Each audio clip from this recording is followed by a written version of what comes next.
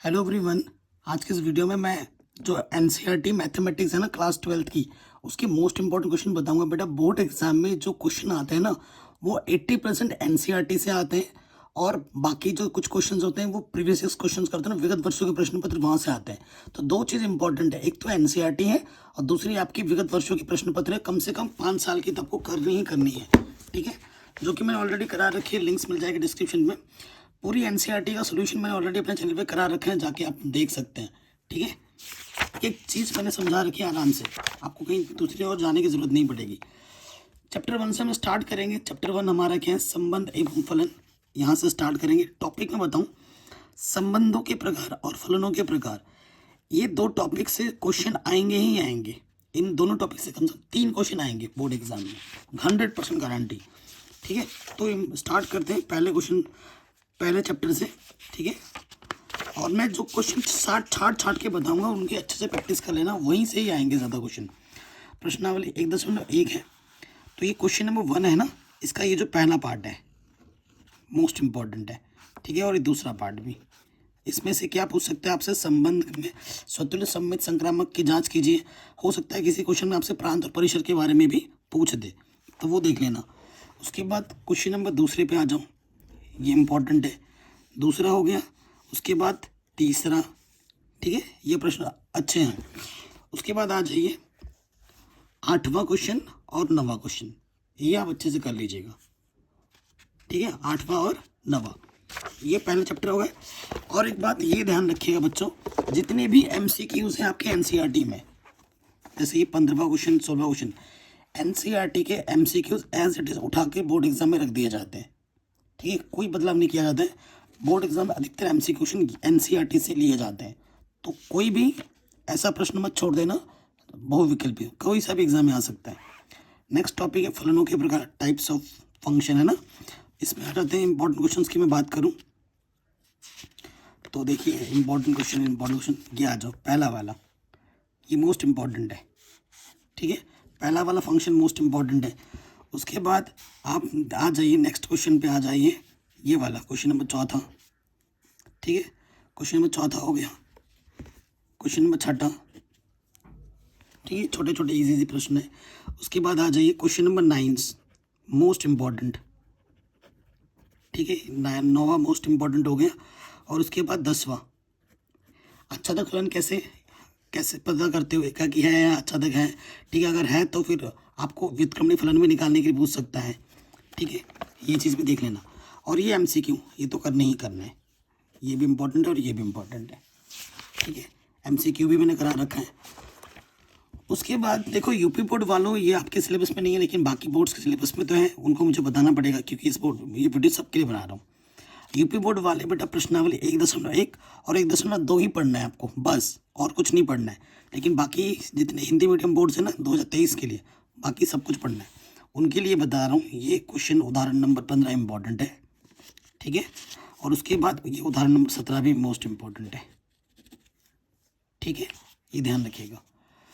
आगे आ जाओ, ये क्वेश्चन नंबर उदाहरण नंबर 18, ये भी अच्छा प्रश्न है, ठीक है, ये ध्यान रखिएगा, इनको करना है। आप प्रश्नावली 1.3 में question number 1, question number 3 most important, हर साल आने वाला प्रश्न है, ठीक है। उसके बाद क्वेश्चन नंबर 7वां most important, very very important question है 7वां, ठीक है। 7वां और 9वां एक ही जैसे प्रश्न है, इनको ज़रूर देख लीजिएगा, ठीक। और ये क्वेश्चन आ सकता है 1 नंबर में, ठीक है, क्या इनके प्रतिलोम होंगे या नहीं होंगे, चेक करना है, ठीक है, ये हो गया। और उसके बाद बेटा ये एमसीक्यू 13वां और 14वां, ठीक है, इनको ध्यान से देख लीजिएगा। फिर आते हैं द्विआधारी सक्रियाएँ। द्विआधारी सक्रिया की बात करूँ तो इसमें आपसे पूछ देगा, जैसे कि क्वेश्चन आपसे पूछ सकता है कुछ भी, यहाँ से आप देख लीजिए, ठीक है। क्वेश्चन नंबर 8वां, ठीक है, ये बहुत कम आते हैं बट एक बार देख लीजिएगा। फिर नेक्स्ट चैप्टर में आ जाइए विविध उदाहरण। विविध उदाहरण में मैं बात करूँ, देखो बच्चों इसमें ना बोर्ड एग्जाम में इसके उदाहरण बच्चे छोड़ देते हैं, उदाहरण ज़रूर करने, उदाहरण मत छोड़ना, फिर दिक्कत में आ जाओगे। क्वेश्चन नंबर 4 इम्पॉर्टेंट है, ठीक है। बस इस चैप्टर में इतना ही कर लोगे तो बहुत है। और ये एमसीक्यू वाले जो प्रश्न है इनको देख लेना, उदाहरण नंबर ये और क्वेश्चन नंबर ये 19 हो गया, है ना, ये क्वेश्चन देख लेना। क्वेश्चन नंबर 17, ये मोस्ट इंपॉर्टेंट है। 16, 17, 19, ठीक है, एग्जाम में आ जाते हैं बहुविकल्पी प्रश्न में। अब आ जाओ दूसरे चैप्टर में। दूसरे चैप्टर में क्या इंपॉर्टेंट है बता, मुख्य मान निकालने के लिए आते हैं और सरल करने के लिए आते हैं प्रश्न में, है ना। तो मुख्य मान निकालने के लिए एक टेबल है, इसको याद कर लेना। मुख्य मान जब निकालोगे ना, परिसर दिखाना पड़ता है कि इसका परिसर यहाँ तक है, तब जाके फलन को तोड़ते हो। या फिर बहुविकल्प प्रश्न में भी दे सकता है कि साइन इनवर्स का मान कहाँ से कहाँ तक होगा। तो ये टेबल बेसिकली याद होनी चाहिए। ये टेबल बहुत काम की है, इसके बिना कोई क्वेश्चन सॉल्व ही नहीं होगा, ये याद हो। और ये जो मुख्य मान निकालना है बहुत आसान है। एक मुख्य मान निकालने के लिए 100% आएगा गारंटी के साथ, ठीक है। तो यहाँ से कोई सा भी आ सकता है, जैसे उदाहरण नंबर 3 ये इंपॉर्टेंट है, ठीक है। ये 4 इंपॉर्टेंट है, कोई सा भी आ सकता है, वो कॉन्सेप्ट तो एक ही चलता है इन सब का। फिर ये क्वेश्चन नंबर 14, ठीक है, ये साइन उदाहरण नंबर 13 मोस्ट इंपॉर्टेंट है, इससे पूछा जाता है बहुविकल्पी प्रश्न में, ये दो देख लेना। इसके साथ साथ फॉर्मूले आपको याद हो, फॉर्मूला बेस्ड क्वेश्चन आते हैं। जैसे फॉर्मूला बेस्ड क्वेश्चन में बताऊँ कहाँ से, ये क्वेश्चन नंबर ये 4 मोस्ट इम्पॉर्टेंट, 4 हो गया। उसके बाद ये 11वां इम्पॉर्टेंट, 12वां इम्पॉर्टेंट, ठीक है, ये हो गया। उसके बाद ये 14वां क्वेश्चन मोस्ट इम्पॉर्टेंट है, ये वाला काफ़ी बार पूछा गया है। 15वां काफ़ी बार पूछा गया है, ठीक है। 19वां ये MCQ फॉर्मेट में जो भी क्वेश्चन, मैं तो पहले ही बोल चुका हूँ MCQ फॉर्मेट में कोई छोड़ना मत, कोई सा भी एग्जाम में आ सकता है, ठीक है। ये शानदार प्रश्न है। आगे बढ़ जाओ, ये वाला प्रश्न है sine inverse x plus minus sine inverse y, बस सूत्र लगाओ, हल करो, ठीक है। ये उदाहरण नंबर 12, ये इंपॉर्टेंट है। और फिर इधर आ जाओ, यहाँ पर कॉस इनवर्स साइन इनवर्स में आंसर लाना है। ये क्वेश्चन हो गया, 7वां हो गया, ठीक है। ये उदाहरण नंबर क्वेश्चन नंबर 9, ये इंपॉर्टेंट है मोस्ट, इसको देख लीजिएगा। उसके बाद ये क्वेश्चन नंबर 12 है, ये मोस्ट इंपॉर्टेंट है, इसको बार बार पूछा जाता है। उदाहरण नंबर 13 ये इंपॉर्टेंट है। क्वेश्चन नंबर 16 इंपॉर्टेंट है, 17 इंपॉर्टेंट है, ठीक है, इनको कर लेना। आगे बढ़ते हैं, चैप्टर नंबर 3 बहुत ही आसान सा चैप्टर है, ठीक है। आव्यूह में बेसिकली बहुत ही लिमिटेड चीज़ें हैं। आव्यूह के प्रकार वगैरह तो आप बता ही लोगे। ये प्रश्न काफ़ी शानदार है, आपसे 1 नंबर पे दे देगा एक मैट्रिक्स, बोलेगा इसकी कोटि कितनी है, इसमें अवयवों की संख्या कितनी है, अवयव कौन सा कहाँ पर होगा। तो ये 2 नंबर में आ सकता है, पहला क्वेश्चन इंपॉर्टेंट है। उसके बाद जैसे कि क्वेश्चन नंबर 3 ये इंपॉर्टेंट हो गया, ठीक है ना। आव्यूह की रचना करने के लिए बोल सकते हैं आपसे। क्वेश्चन नंबर 5 एक आव्यूह बनाओ, ये दे रखा है, 2 नंबर में आ सकता है। 5वां क्वेश्चन, 6वां क्वेश्चन, 2 अवयव की तुलना करके x, y, z के मान निकालने के लिए बोल देगा। और ये उदाहरण क्वेश्चन नंबर 10 उदाहरण बोल लो, ये वाला, ये इंपॉर्टेंट है, एक नंबर में आ सकते हैं ये क्वेश्चन। फिर प्रॉपर्टीज बेस्ड क्वेश्चन आ जाता है, जैसे मैं बताऊँ 3.2 में, है ना। मैं आपसे एक क्वेश्चन करने के लिए कहूँगा, वह है उदाहरण नंबर 19, इसको देख लेना अच्छे से। 3.2 में आ जाओ, 2 गुणा जोड़ घटाना, इसमें तो बहुत कम आता है, फिर भी क्वेश्चन बता दे रहा हूँ। जैसे उदाहरण नंबर क्वेश्चन नंबर 12, ये देख लेना, ठीक है। एंड और एक क्वेश्चन मैं बताऊँ, तो यहाँ से ये वाला देख लीजिए, ये क्वेश्चन नंबर 18 इंपॉर्टेंट हो गया, ठीक है, 18 इंपॉर्टेंट हो गया। और ये 16, 2 क्वेश्चन 16, 17। और ये वाला MCQ में आ सकता है, 21 नंबर और 22 नंबर MCQ वाले में, ठीक है। अब आ जो आव्यूह, सम्मित आव्यूह, विषम सम्मित आव्यूह, है ना, इस टाइप के क्वेश्चन आते हैं। आव्यूह का परिवर्तन निकालने के लिए आ सकता है बहुविकल्पी प्रश्न में, तो ये 1 नंबर में आ सकता है कि भैया बताओ इसका परिवर्त क्या होगा, ठीक है। तो बेसिक क्वेश्चंस हैं, जैसे कि ये सिद्ध करने के लिए आ सकते हैं छोटे प्रश्न में, a + b का dash a dash + b dash होता है। क्वेश्चन नंबर 9, ठीक है, सम्मित विसम्मित आव्यूह। क्वेश्चन नंबर 7वां सम्मित विसम्मित आव्यूह, ये हो गया। उसके बाद ये 2 था MCQ फॉर्मेट में, 11 और 12। फिर व्युत्क्रम आव्यूह निकालने के लिए आता है प्रारंभिक सक्रियाओं के द्वारा, ये उदाहरण नंबर 24 काफ़ी बार पूछा गया रिपीट करके, ठीक है। और उसके बाद देखो प्रारंभिक सक्रियाओं पर ये क्वेश्चन नंबर 15, 16, 17 बस, ठीक है। और ये क्वेश्चन नंबर 18, इनको देख लीजिएगा, ये काफ़ी बार पूछे जाते हैं। 15, 16, 17 ज़्यादा नहीं बोला है मैंने, ठीक है। अब आ जाओ विविध वाले में। तो विविध वाले में अगर आ जाते हो तो पहला क्वेश्चन और ये दूसरा क्वेश्चन, इस दूसरे क्वेश्चन को बड़े नंबर में काफ़ी बार पूछा जाता है, तो इसको देख लेना, छोड़ना मत, ठीक है। एंड क्वेश्चन नंबर 14, 13, 14, 15 MCQ तो सारे ही इंपॉर्टेंट हैं, बार बार बोले जा रहा हूँ, इसको छोड़ना मत। NCERT के जितने भी बहुविकल्प प्रश्न मिले उनको सबको करना है।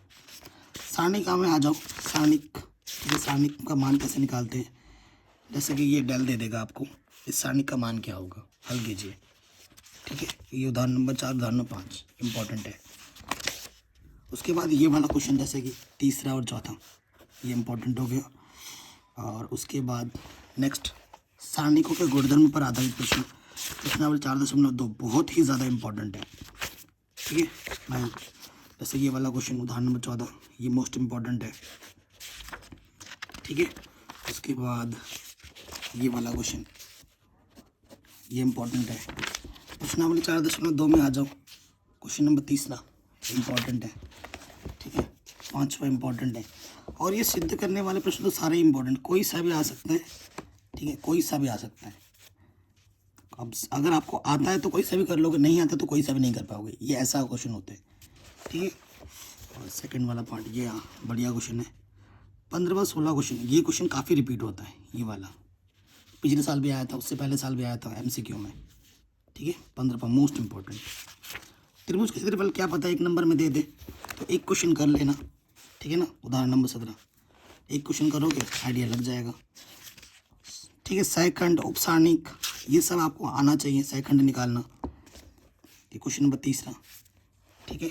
और ये MCQ में 5वां क्वेश्चन, बस 2 क्वेश्चन मैंने टिक करवाया इसमें। उसके बाद आ जाइए, एक फॉर्मूला होगा इसमें, एडजॉइंट A होता है जो मॉडुलस 1 पावर n-1, ये एक सूत्र है, इस सूत्र को याद करना है, इस पर MCQ आ जाता है, ठीक है। इस पर MCQ आता है हर साल। तो यहाँ पे एक क्वेश्चन आ जाऊँ, जैसे ये वाला है, प्रश्न के 3 और 4 में ये सिद्ध कीजिए, ये भी आता है एग्जाम में सत्यापित करने के लिए, एक क्वेश्चन कर लेना इस पर। सहखंडज निकालना, एडजॉइंट निकालना, उपसारणिक निकालना, ये आपको आना चाहिए। फिर ये क्वेश्चन कर लेना, आप भी हो, इसकी सहायता से A इनवर्स ज्ञात कीजिए, 15वां क्वेश्चन, और उसका व्युत्क्रम ज्ञात कीजिए, ठीक है। क्वेश्चन नंबर 2 कर लेना, 8वां और 11वां। A इनवर्स निकालने का सूत्र क्या होता है, एडजॉइंट A, ठीक है, adjoint A upon modulus A, ये वाला सूत्र होता है, इसकी मदद से आपको हल करना है, ठीक है। 2 क्वेश्चन कर लेना, ये 2 MCQ काफ़ी रिपीट होता है ये वाला, ठीक है, इसको याद रखना है, इसको कर लेना। और एक क्वेश्चन जो हर साल आता है, ये इस टाइप के क्वेश्चन हर साल आता है, हर साल बड़े नंबर में आएगा ही आएगा, गारंटी के साथ, सीधे 8 नंबर में आ जाएगा, 6 नंबर में, ठीक है। अब भी विधि से हल करना, हर साल आता है, दुनिया इधर से उधर आता ही आता है, एक क्वेश्चन करोगे आ जाएगा। और ये उदाहरण क्वेश्चन नंबर 15वां, ये इंपॉर्टेंट है, 15वां और 16वां, ठीक हो गया। और विविध उदाहरण में ये वाला ट्राई कर लेना, ठीक। और ये सब एक जैसे ही होते हैं, एक आएगा तो सब आ जाएगा, 16वां ट्राई कर लेना। अब आ जाओ चैप्टर नंबर 5 में। चैप्टर नंबर 5 में क्या है, देखो बच्चों, इम्पोर्टेंट बताता हूँ, ये वाला क्वेश्चन नंबर 2 दूसरा, ठीक है। सतत है कि नहीं वो आपको बताना है, ये C वाला पार्ट। फिर आगे बढ़ते हैं, क्वेश्चन नंबर 7वां, क्वेश्चन नंबर 8वां, question number 17 most important, 18 most important, ठीक है। 19वां मोस्ट इम्पॉर्टेंट, 23वां मोस्ट इम्पॉर्टेंट, उसके बाद 24वां मोस्ट इम्पॉर्टेंट, इस टाइप के क्वेश्चन आते हैं एग्जाम में। 26वां मोस्ट इम्पॉर्टेंट, ठीक है। 30वां मोस्ट इम्पॉर्टेंट, और ये 34वां मोस्ट इम्पॉर्टेंट, ओके। आगे बढ़ो, प्रश्नावली 5.2 में अवकलज करना है, कोई से भी आ सकता है, ये चौथा इंपॉर्टेंट हो गया, ठीक है। और ये 8वां इंपॉर्टेंट हो गया, 7वां हो गया, 6वां 10वां, ठीक। अब क्लच में तो अगर आता है तो सब आ ही जाएगा, उसमें आ जाएगी 7वां इंपॉर्टेंट, ठीक है, 14वां इंपॉर्टेंट, 15वां इंपॉर्टेंट। फिर आ जाओ 5.4 में, 5.4 में लॉग वाला क्वेश्चन 8वां इंपॉर्टेंट हो गया, दूसरा हो गया, 10वां हो गया, और ये 7वां भी। एक एक नंबर 2-2 नंबर में आएंगे आप क्लच करने के लिए अगर आते हैं तो। फिर आ जाओ नेक्स्ट क्वेश्चन में 5.5 में क्वेश्चन नंबर चौथा मोस्ट इम्पॉर्टेंट, ठीक है। चौथा हो गया, सातवां हो गया, आठवां हो गया, ठीक है। और यहाँ से आ जाओ 12वां हो गया और 17वां कर लेना। 17वां का आ जाएगा तो 18वीं तक कर लोगे आप।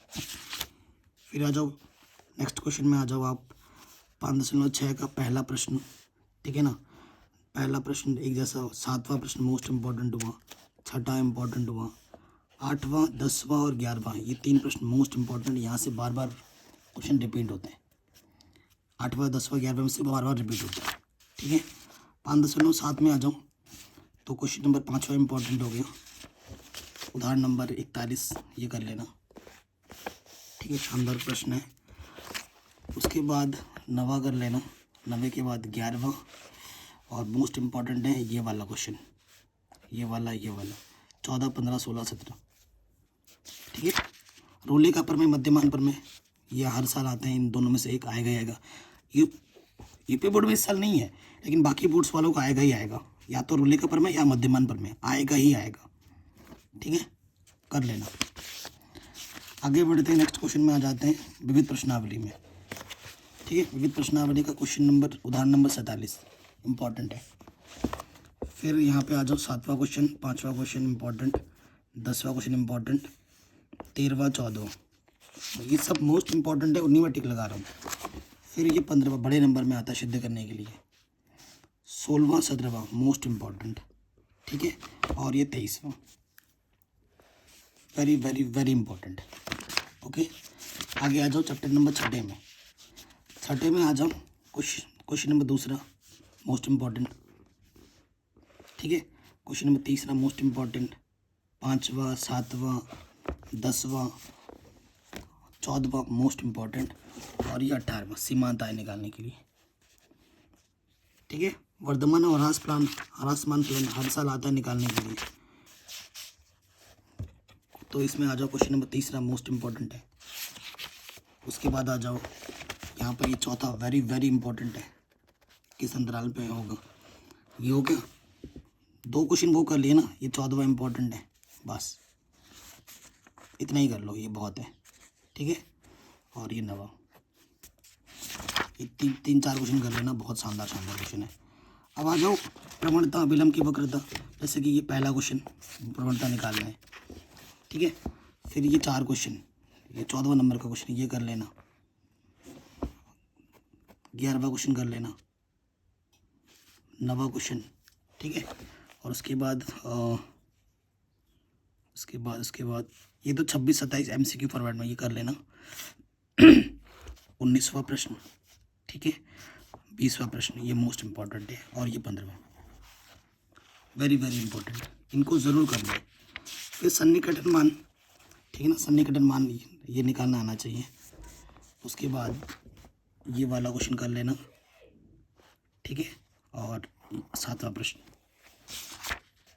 आगे बढ़ो। वर्धमान और ह्रासमान फलन है ना, उच्चतम और निम्नतम मान निकालने के लिए देखो बच्चों, इस टाइप का एक प्रश्न सिद्ध करने के लिए ना हर साल आता है, बड़े नंबर में आएगा, ठीक है। जैसे कि ये 26 में ये प्रश्न हुआ, 26वां, जिस साल मैंने बोर्ड एग्जाम दी थी ये बड़े नंबर में आया था। 26वां हो गया, 25, 24, 23, यहाँ से एक क्वेश्चन इस टाइप का ना क्वेश्चन एक आएगा ही आएगा बड़े नंबर में, यहाँ से एक बड़े नंबर में आएगा ही। अब कौन सा आएगा ये नहीं कह सकता मैं, आएगा यहाँ से एक पक्का, फुल गारंटी है, ठीक है। तो उसको ज़रूर कर लेना। आगे बढ़ते हैं, क्वेश्चन विविध प्रश्नावली पे आगे ये 6ठा क्वेश्चन, अंतराल ज्ञात कीजिए, ठीक है। ये क्वेश्चन इंपॉर्टेंट है। उसके बाद ये 15वां, 17वां, 18वां मोस्ट इम्पॉर्टेंट, यहाँ से क्वेश्चन ज़रूर सिद्ध करने के लिए आ जाएंगे। तो ये पहली बुक है भाई, मैं आपका टाइम ज़्यादा नहीं लूँगा बेटा, ठीक है। ये पहली बुक के मोस्ट इंपॉर्टेंट क्वेश्चन हो गए, तो जितने मैंने बोले ना उतने तो करने ही करनी है। दुनिया इधर से उधर हो, पहले आप इन क्वेश्चनों को बनाइए, ठीक है। ज़्यादा से ज़्यादा प्रैक्टिस करनी है। NCERT जो भी क्वेश्चन आप कर रहे हो बार बार रिवीजन करो, उदाहरण ज़रूर करने हैं, ठीक है। और कम से कम 5 साल के करना है, पिछले साल के क्वेश्चन पेपर। जब पूरी NCERT रिवीजन कर लो ना, उसके बाद 5 साल के क्वेश्चन पेपर खुद सॉल्व करने हैं। पहले तो खुद सॉल्व करो, फिर अगर नहीं हो पाता है तो हेल्प लो, ठीक है। लेकिन पहले खुद से ट्राई करना है जब तक क्वेश्चन खुद से नहीं बनेगा ना, कॉन्फिडेंस अंदर से आएगा नहीं, डिपेंडेंट हो जाएगा क्योंकि यहाँ से देखो वहाँ से देखो। ठीक है, अब आते हैं ये प्रश्नावली 7.1 में समाकलन करना है। तो समाकलन के लिए 19वां प्रश्न, 20वां प्रश्न, 18वां प्रश्न हो गया। ठीक है, ये इंपॉर्टेंट है। ये 10वां हो गया। फिर यहाँ पर e की पावर x करके ये 16वां, ये एक ही नंबर में आएंगे तो ठीक हो गया। आगे बढ़ते हैं। फिर देखो x के सापेक्ष अवकलज कीजिए, उदाहरण नंबर 5। ये पांचों पार्ट आ सकते हैं कोई सा भी एग्जाम में। ठीक है, आगे बढ़ते हैं। जैसे सिंपल क्वेश्चन बताऊं, क्वेश्चन नंबर 2, 3, ये एक ही नंबर वाले प्रश्न है। 18वां, 14वां, ठीक है, ये 23वां, ये एक एक नंबर 2 नंबर में आ सकते हैं। फिर आ जाओ इम्पोर्टेंट यहाँ से 26वां, 37वां, 33वां मोस्ट इम्पॉर्टेंट है। 38वां, ये क्वेश्चन मोस्ट इम्पॉर्टेंट है। 7.3 में ऐसा कोई क्वेश्चन है जो इम्पोर्टेंट है, क्वेश्चन नंबर 9 है, क्वेश्चन नंबर 23वां। 2 क्वेश्चन मैं बताऊंगा इम्पोर्टेंट, और ये 24वां। ठीक है, फिर आ जाओ नेक्स्ट प्रश्न प्रश्नावली में। 2 क्वेश्चन इम्पोर्टेंट हो 7.4 में, हर 9वां, 13वां, 15वां, ठीक है, और ये 18वां और 20वां। ठीक है, ये कर लेना बस, सब एक जैसे हैं बाकी। फिर आंशिक भिन्न में आ जाओ, आंशिक भिन्न वाले प्रश्न में आ जाओ। उदाहरण नंबर 14 मोस्ट इम्पॉर्टेंट है, उदाहरण नंबर 15 मोस्ट इम्पॉर्टेंट है। ठीक है, फिर 7.5 में ये प्रश्नावली का ये छठा प्रश्न वेरी वेरी इंपॉर्टेंट। ठीक है, 17वां क्वेश्चन वेरी इंपॉर्टेंट, ये कर लेना। आगे बढ़ते हैं।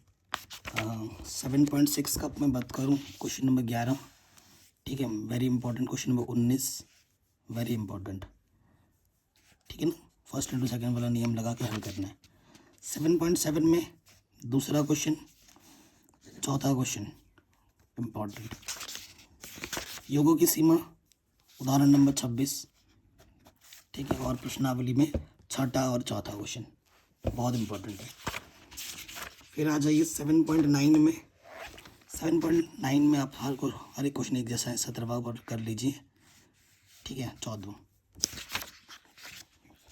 7.10 में क्वेश्चन नंबर 9वां इम्पोर्टेंट है, 5वां इम्पोर्टेंट है, 8वां इम्पोर्टेंट है। आगे बढ़ते हैं। 7.11 में क्वेश्चन नंबर छठा, क्वेश्चन नंबर तीसरा, सब एक जैसे हैं। और ये क्वेश्चन बहुत ही ज़्यादा इंपॉर्टेंट है, ये वाला उदाहरण नंबर 37 मोस्ट इम्पॉर्टेंट ये आता है। ठीक है, ये क्वेश्चन बार बार आता है। और एक क्वेश्चन यहाँ पे आएगा, ये वाला question, question number 8 very very important, बार बार आता है ये क्वेश्चन। ठीक है, ये वाला हो गया। उसके बाद क्वेश्चन नंबर 16वां हो गया, 17वां हो गया, 10वां हो गया। ये वेरी वेरी इंपॉर्टेंट क्वेश्चन हैं। 19वां इम्पॉर्टेंट है, इनको देख लेना। उदाहरण नंबर 41 वेरी वेरी इंपॉर्टेंट।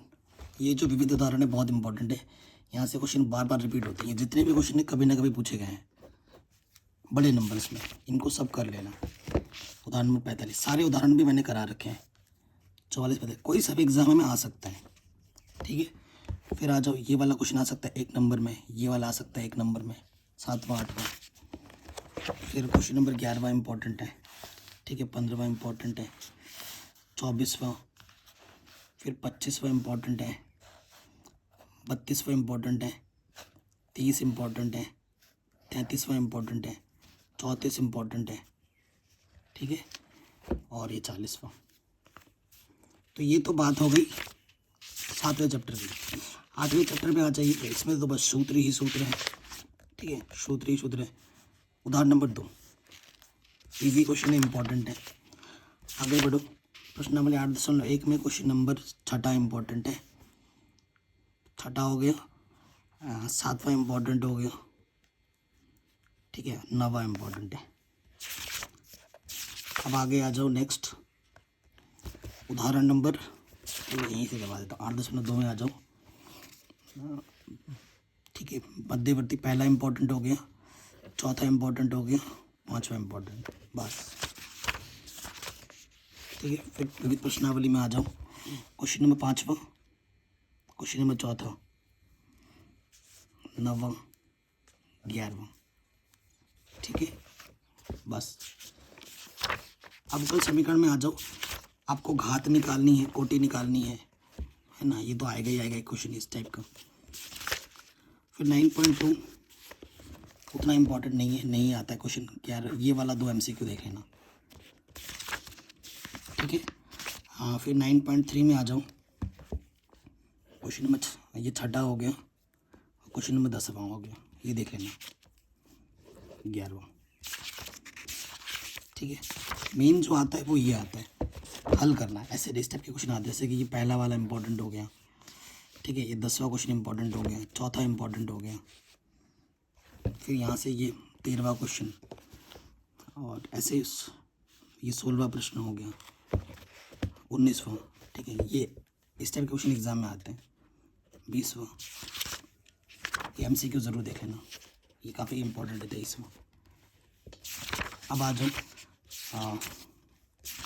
जैसे कि रैखिक अवकल समीकरण आएगा ना, ये हल कर, ये समघाती दिखाना है और फिर हल करना, हर साल एक क्वेश्चन आता है। जैसे 10वां इंपॉर्टेंट है, पहला ही इंपॉर्टेंट है, 7वां इंपॉर्टेंट है, छठा है, ठीक है ना ये। और उसके बाद यहाँ से एक क्वेश्चन आ जाएगा जिसमें आपको विशिष्ट हल निकालना होगा, सी को हटा के कंडीशन लगाकर, ये इंपॉर्टेंट होगा। फिर आपको रैखिक अवकल समीकरण मिलेगा, जैसे 9.6 का मैं बताऊँ, पहला क्वेश्चन इंपॉर्टेंट है, ठीक है, 5वां इंपॉर्टेंट है। फिर इधर आ जाओ, ये 7वां क्वेश्चन इंपॉर्टेंट है लॉग में जो है, फिर यहाँ से 14वां, ये 17वां इंपॉर्टेंट है, ठीक। ये क्वेश्चन जो विभिन्न उदाहरण में दिख रहा है आपको, ये वाला अवकल समीकरण उदाहरण नंबर 28, ये इंपॉर्टेंट है। बच्चों अगर मेथड आता है तो सारे क्वेश्चन आसान है, सब कर लोगे, तरीका आना चाहिए। विविध प्रश्नावली का ये क्वेश्चन नंबर 4 इंपॉर्टेंट है, ठीक है, 6 इंपॉर्टेंट है, एंड ये 12वां, 10वां, 9वां, 15वां अच्छा प्रश्न है। 10वें चैप्टर में आ जाओ, 10वें चैप्टर में अगर मैं बात करूँ, ये उदाहरण नंबर पहला, ये इम्पोर्टेंट है, ठीक है। फिर आ जाओ नेक्स्ट 2.2 में परिमाण निकालिए, 1 नंबर में आ सकता है, ठीक है। ये सब क्वेश्चन जो हैं 1-1 नंबर वाले हैं, कोई सा भी आ सकते हैं। और ये 10वां, 11वां, 12वां इम्पोर्टेंट है, 1-1 नंबर वाले प्रश्न हैं। क्वेश्चन नंबर 17वां ये इम्पोर्टेंट है। आगे आ जाओ, उदाहरण कर लेना, ठीक है, यहाँ से बच्चों उदाहरण कर लेना, इजी उदाहरण है, आराम से हो जाएगा। प्रक्षेप ज्ञात करने के लिए उदाहरण नंबर 16 मोस्ट इंपॉर्टेंट है, 15वां मोस्ट इंपॉर्टेंट है, 15वां, 16, 17वां, 18वां, ये आसान प्रश्न है, इनको ज़रूर कर लेना। क्वेश्चन नंबर 1 ये इम्पोर्टेंट हो गया, ये वाला, ठीक है, 10वां क्वेश्चन। और यहाँ से आ जाऊँ 11वां प्रश्न और ये 18वां। नेक्स्ट पे आ जाओ, ए ये है, बी है, तो ए क्रॉस बी क्या होगा, ठीक है। लंबवत मात्रक सदिश निकालिए तो क्रॉस निकालना पड़ता है। 22-23 उदाहरण इम्पोर्टेंट है। और फिर यहाँ पर क्षेत्रफल निकालने के लिए बोलेगा, उदाहरण नंबर 24, 25, ठीक है, एक ही कॉन्सेप्ट पर है। ये हो गया, तो इस पर तो मैंने टिक करवाई दी ऑलरेडी। 11वां क्वेश्चन हो गया इम्पोर्टेंट, 7वां, 6वां, 5वां। तो ये चैप्टर बड़ा आसान था, इसमें कोई इतना ज़्यादा इम्पोर्टेंट है कुछ क्वेश्चन है नहीं। 9वां प्रश्न इम्पोर्टेंट है, 8वां तो बता ही दिया इस टाइप का, 14वां इम्पोर्टेंट है, 13वां इम्पोर्टेंट है, ये 6वां क्वेश्चन इम्पोर्टेंट है, 5वां भी, ठीक है। ये MCQ में आ सकता है, 18वां, 19वां MCQ टाइप में। 13वां, ये जो 11वां चैप्टर है, इस चैप्टर में ना बहुत ज़्यादा फॉर्मूले हैं, तो मैं आपसे एक पर्सनल टिप दूंगा कि उदाहरण, एक टॉपिक होगा, एक फॉर्मूला और उस पर बेस्ड एक क्वेश्चन ज़रूर होगा, वो सारे कर लो, और उसके बाद इस चैप्टर के जितने भी प्रीवियस क्वेश्चन है वो कर लो, बात खत्म, ठीक है ना। ये मैं आपसे रिकमेंड करूँगा, जितने भी उदाहरण हैं इस चैप्टर के सारे उदाहरण करने, सारे उदाहरण इंपॉर्टेंट है, ठीक है। मैं आपसे एक रिक्वेस्ट कर रहा हूँ, आप भले ही प्रश्नावली करो ना करो, लेकिन उदाहरण सारे करने हैं। ये मेरी बात कान खोल के सुन लो, ठीक है। आएंगे ही आएंगे उदाहरण, इस चैप्टर से ज़्यादा आते हैं। ये उदाहरण नंबर 2 इम्पोर्टेंट है, ठीक है। ये पहला इम्पोर्टेंट है, चौथा इम्पोर्टेंट है, तीसरा इम्पोर्टेंट है, अब मैं क्या ही बताऊँ, पांचवा इम्पोर्टेंट है। सारे बढ़िया क्वेश्चन है। ये हो गया। अब ये जैसे सदिश समीकरण है, ये कार्तीय समीकरण है, ठीक है ना, और इस पर भी जी प्रश्न दे रखा है। उधर उदाहरण नंबर छठा इम्पोर्टेंट है, ठीक है। सूत्र बहुत सारे हैं इसमें, जैसे कार्तीय समीकरण इस रेखा का सदिश समीकरण क्या होगा, उदाहरण नंबर 8वां इम्पोर्टेंट है। तो मैं रिकमेंड पर्सनली कर रहा हूँ कि इस चैप्टर के जितने भी उदाहरण हैं सारे करने हैं आपको, और उदाहरण ज़रूर आएंगे, गारंटी है।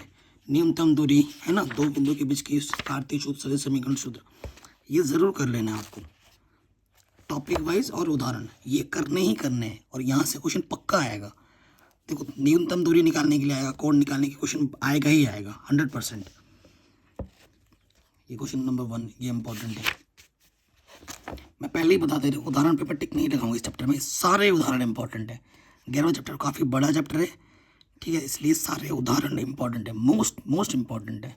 तो वो तो करना ही करना है, पहले ही बता रहा हूँ बच्चों। कह रहे बिंदु इतने और सदिश के समांतर, ये इंपॉर्टेंट हो गया। ये बिंदु है, रेखा है, उसका कार्तीय, छठा क्वेश्चन इंपॉर्टेंट हो गया।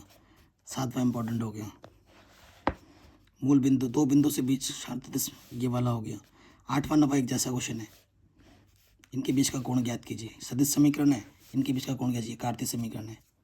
ये वाला क्वेश्चन भी इंपॉर्टेंट है अगर लंबा है तो, ठीक है, एक जैसे प्रश्न है। इनके बीच की न्यूनतम दूरी ज्ञात कीजिए, इनके बीच की न्यूनतम दूरी ज्ञात कीजिए। ये सदिश समीकरण, ये कार्तीय समीकरण है, दोनों के दोनों क्वेश्चन इंपॉर्टेंट है, ठीक है। ये भी वैसे ही है, तो न्यूनतम दूरी वाला क्वेश्चन जरूर कर लेना, सदिश में भी और कार्टेशियन फॉर्म में भी आएगा ही आएगा क्वेश्चन न्यूनतम दूरी निकालने के लिए, ठीक है। अब मैं पहले ही बता रहा हूँ, जितने भी टॉपिक हैं, जितने भी उदाहरण हैं, सारे इंपॉर्टेंट है, सारे टिक कर नहीं लगा रहा हूँ मैं, सारे करके जाने हैं। जैसे ये समृद्धि, इनकी प्रतिशत तथा इनसे एक से जाने वाला समतल, ऐसा क्वेश्चन आपको हर साल देखने को मिलेगा। ये तो सदिश में, कार्तीय में भी आ सकते हैं, ठीक है। दो रेखा समतल ही है, कैसे पता लगाओगे, सूत्र में रखना है, मेन इस चैप्टर का सूत्र होगा, ठीक है। जिस बच्चों को सारे सूत्र याद है कॉन्सेप्ट के अकॉर्डिंग, उसके सारे क्वेश्चन बन जाएंगे। क्वेश्चन नंबर 2 इम्पॉर्टेंट हो गया, लंबपात का निर्देशांक निकालने। क्वेश्चन नंबर 4 इम्पॉर्टेंट हो गया। तीसरा, कार्तीय समीकरण ज्ञात कीजिए, तीनों बिंदु से गुजरता है उसका समीकरण ज्ञात कीजिए। ये 9वां क्वेश्चन वेरी वेरी इंपॉर्टेंट। 10वां क्वेश्चन वेरी वेरी इंपॉर्टेंट। 11वां क्वेश्चन वेरी वेरी इंपॉर्टेंट। इन दोनों के बीच का कोण ज्ञात कीजिए, ये इंपॉर्टेंट हो गया, ठीक है। ये हो गया, ये बिंदु है, ये समतल है, इनके बीच की दूरी, ये 1 नंबर में आ सकता है, ये 2 नंबर में आ सकता है, तो ये क्वेश्चन इंपॉर्टेंट है। क्वेश्चन नंबर, उदाहरण नंबर 30वां, ये मोस्ट इंपॉर्टेंट है। क्वेश्चन नंबर 6 इंपॉर्टेंट है, ठीक है। 7वां इंपॉर्टेंट हो गया, ये तो मैंने टिक करवा ही दिया है। इन दोनों के बीच की न्यूनतम दूरी निकालनी है। 13वां क्वेश्चन इंपॉर्टेंट है। 12वां क्वेश्चन इंपॉर्टेंट है। 15वां, ठीक है ना, 15वां इंपॉर्टेंट हो गया। 17वां इंपॉर्टेंट हो गया। फिर यहाँ से आ जाओ, ये वाला 21वां इंपॉर्टेंट है, काफ़ी बार पूछा भी गया। 21वां, 19वां, 20वां, इस टाइप के क्वेश्चन जरूर कर लेना। अब 12वें चैप्टर में आ जाओ। 12वें चैप्टर में तो ग्राफ का प्रॉब्लम है, 2 टाइप की प्रॉब्लम आती है। एक तो सीधे डायरेक्ट दे देगा, इस टाइप के क्वेश्चन है ना, जैसे ये वाला हो गया, ये वाला हो गया, एक कर लो, कॉन्सेप्ट पूरा आपका खिल जाता है। और उसके बाद ये वाला एक इस टाइप के प्रश्न जो है ना, आटा, गेहूँ, चावल, ये सब दे रखा होगा। वर्ड प्रॉब्लम को पहले बनाना होगा समीकरण के रूप में, और फिर इसको हल करना होगा, बस।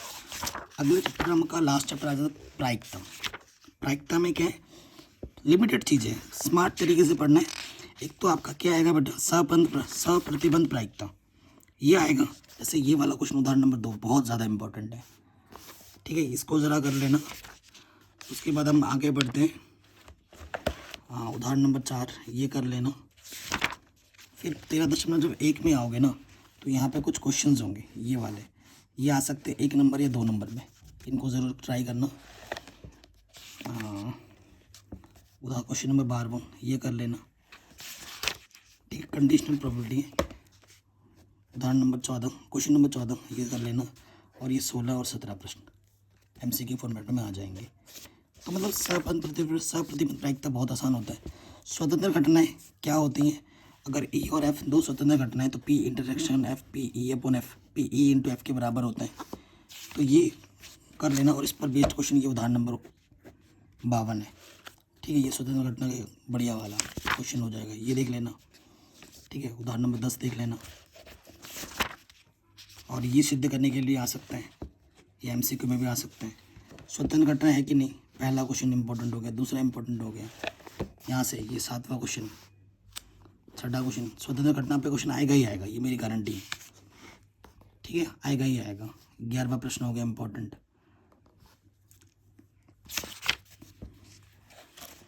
और ये 16वां प्रश्न इंपॉर्टेंट है, 16वां प्रश्न। ठीक है, आप आगे आ जाओ बेज पर में तो बड़ा क्वेश्चन 1 नंबर का आएगा ही आएगा 100% गारंटी के साथ। और अगर आपको आता है सारे क्वेश्चन एक जैसे होते हैं, परसेंटेज वाला एक देख लेना, पहला क्वेश्चन इंपॉर्टेंट है, तीसरा, ठीक है, ये 7वां, ठीक है, और ये 8वां कारखाने वाला। 3-4 क्वेश्चन कर लेना, आपको पार सारा हो जाएगा। 13वां क्वेश्चन और ये 12वां क्वेश्चन। फिर आ जाओ, इसमें आपका आता है, बाकी यूपी बोर्ड्स वालों का यहीं तक ही है, बाकी बोर्ड्स वालों के लिए आगे भी पढ़ना पड़ेगा आपको, है ना। प्रायिकता बंटन बनानी आनी चाहिए आपको, और उसके बाद प्रसरण कैसे निकालते हैं, मानक विचलन कैसे निकालते हैं, तो ये वाला क्वेश्चन एक कर लेना। प्रायिकता बंटन, ये एक क्वेश्चन हो गया, 6वां क्वेश्चन हो गया, 9वां क्वेश्चन मोस्ट इम्पोर्टेंट।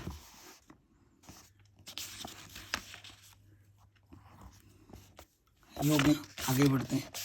बर्नौली परीक्षण, ये वाला, इस टाइप का परीक्षण बनाने के लिए हर साल एग्जाम में आता है। तो 13.5 में से क्वेश्चन नंबर 4 इंपॉर्टेंट है। ठीक है, वेरी वेरी इंपॉर्टेंट। उसके बाद मतलब मैं तो रिकमेंड करूँगा इन टॉपिक्स पर जो विविध पिछले साल के क्वेश्चन पेपर है ना, बस वो कर लेना।